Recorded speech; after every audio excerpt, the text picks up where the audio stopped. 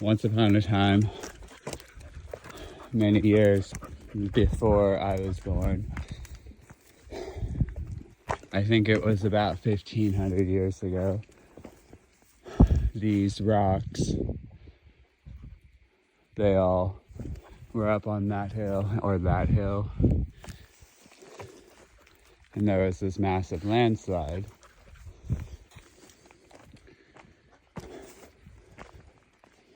That triggered the formation of this lake by building a land dam of Lena Creek.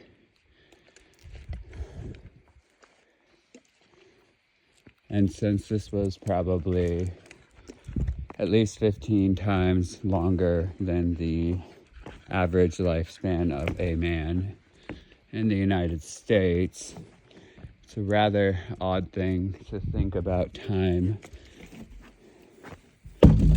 when we live such short lives.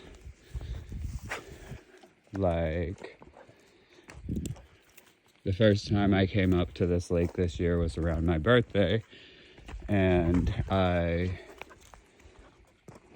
was just hiking it, and on the way up here, I was like, how the hell did I run up here last year? Like, did a year really make me that much weaker? The answer is it didn't. I ran up today and my heart rate was much lower this year doing the same run up to the lake than it was the prior year. And it really didn't feel like a struggle. And as a result of it not feeling like a struggle, I decided that I would walk down and explore these giant rocks, because I had never actually been down here before. If you look out and see those little stumps out there, those are the corpses of trees that died when the landslide occurred. So it's a ghost forest, and you can't see them at the start of the summer because the water's way higher. But because they're underwater, they continue to live on, and they will live on for probably at least another 1,500 years. But I won't, and that's okay.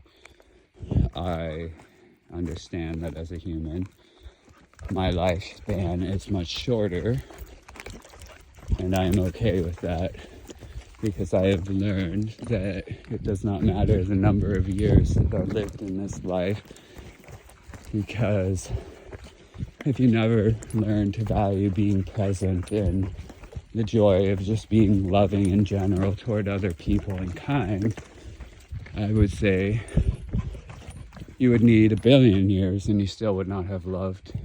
So I lived a life that I have been able to live in 36 years on this planet. What are you doing?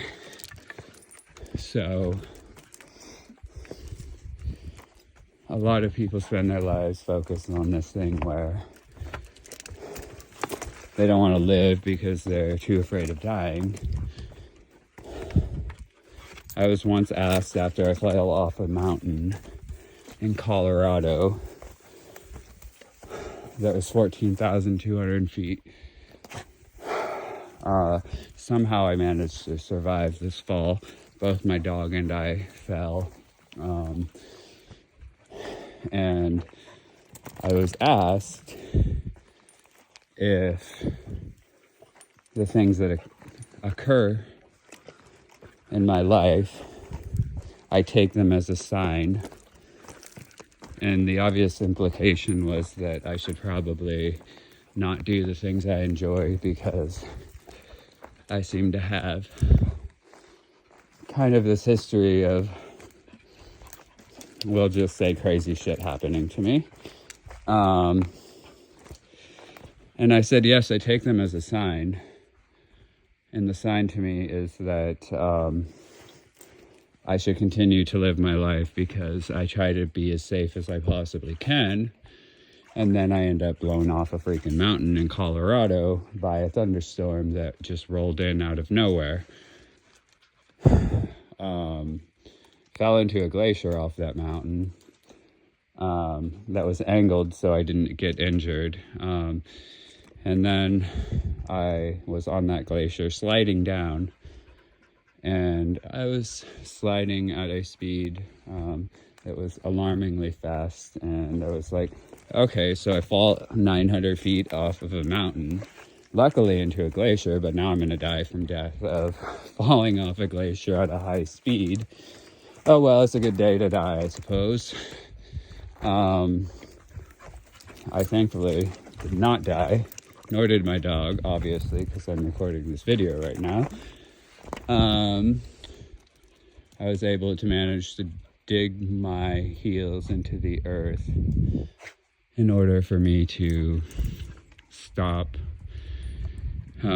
So I consider myself very lucky to be alive.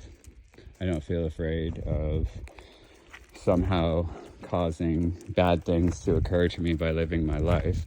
But I also do know that if I started to feel afraid of leaving my house because a bad thing might occur, well, then I have really stopped living a life, or at least the type of life that I would like to leave. So my advice to everyone is to stop fearing death, because it is an inevitable thing. Life is the only 100% terminal illness. Make the most of it while you're here, because you may not be tomorrow.